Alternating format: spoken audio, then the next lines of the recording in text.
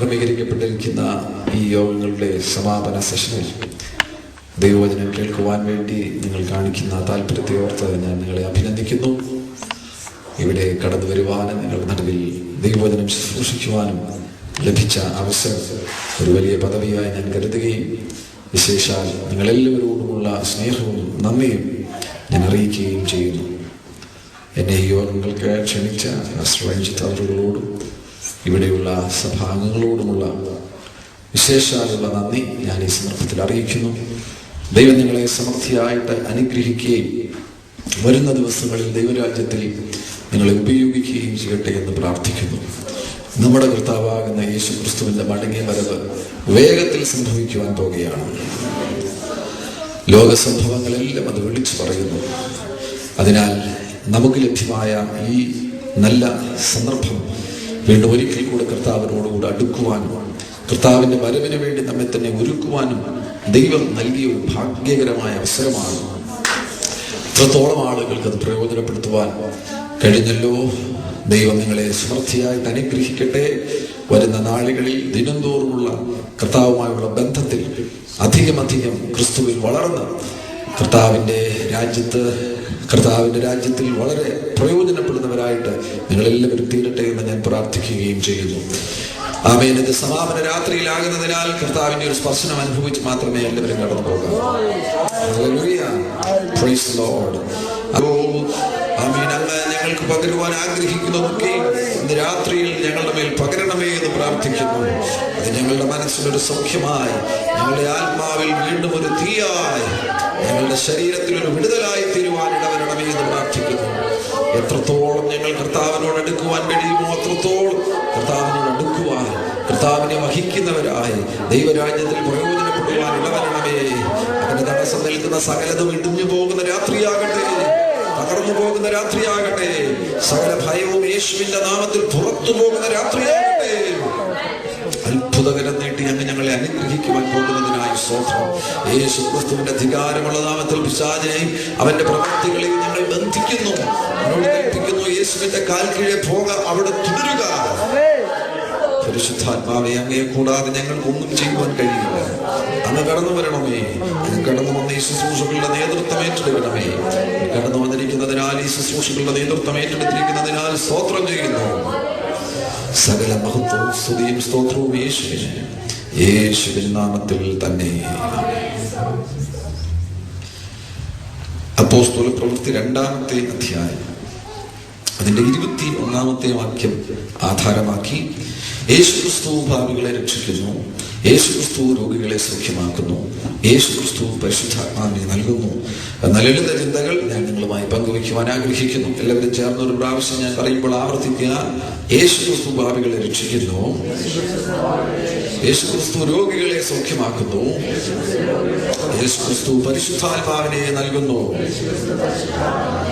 അപ്പോസ്തല പ്രവൃത്തി 2-ാം അധ്യായം 21-ാമത്തെ വാക്യം. എന്നാൽ കർത്താവിന്റെ നാമം വിളിച്ചപേക്ഷിക്കുന്നവൻ ഏവനും രക്ഷിക്കപ്പെടും എന്ന് ദൈവം അരുളി ചെയ്യുന്നു. എന്നാൽ കർത്താവിന്റെ നാമം വിളിച്ചപേക്ഷിക്കുന്നവൻ ഏവനും രക്ഷിക്കപ്പെടും എന്ന് ദൈവം അരുളി ചെയ്യുന്നു.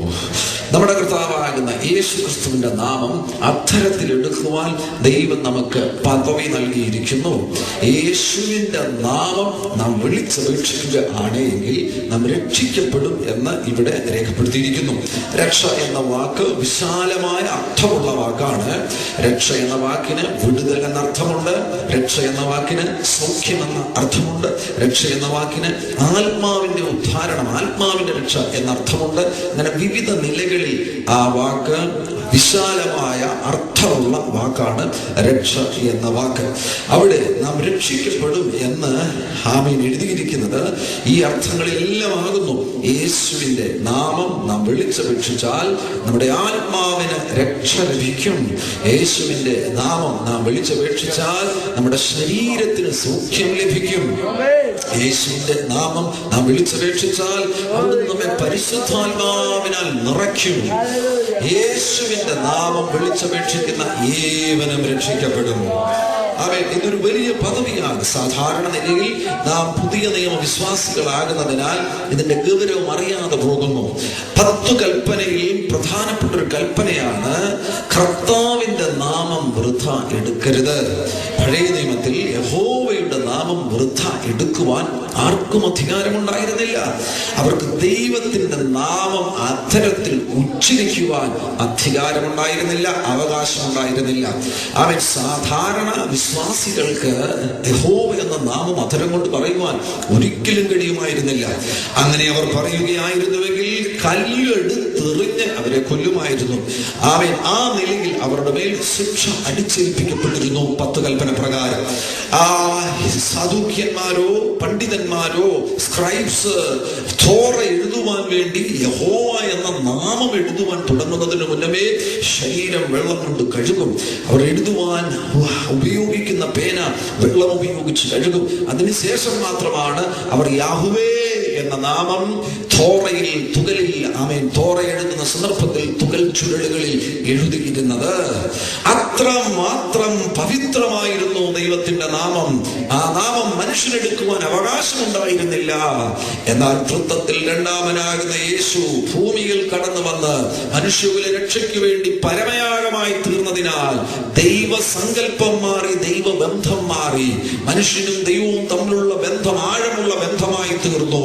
അവിടെ മനുഷ്യന് ലഭിച്ച ഏറ്റവും വലിയ പദവിയാണ്, രക്ഷിക്കപ്പെട്ട ദൈവവേദനയിൽ ലഭിച്ച ഏറ്റവും വലിയ പദവിയാണ് കർത്താവിന്റെ നാമം അധരത്തിൽ എടുക്കുവാൻ പദവി ലഭിച്ചിരിക്കുന്നു. യേശുവിന്റെ നാമം അധരത്തിൽ ഉച്ചരിക്കുവാൻ നമുക്ക് പദവി ലഭിച്ചിരിക്കുകയാണ്. ആ പദവി ലഭിച്ചവർ വെറുതെ ഇരിക്കരുത്, ആ നാമം അധരത്തിൽ എടുക്കണം. എത്രത്തോളം ആ അധരത്തിൽ ആ നാമം എടുക്കുവാൻ നിനക്ക് കഴിയുമോ അത്രത്തോളം നീ ആ അധരത്തിൽ ആ നാമം എടുക്കുവാൻ തയ്യാറാകണം, സന്നദ്ധമാകണം.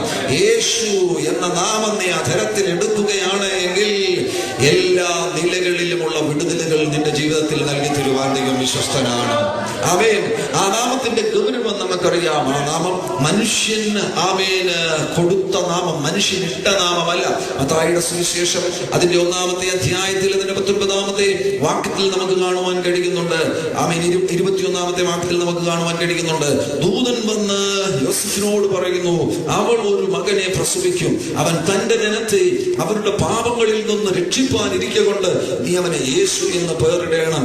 മനുഷ്യർ ഇട്ട നാമമല്ല, സ്വർഗം തീരുമാനിച്ച നാമമാണ്.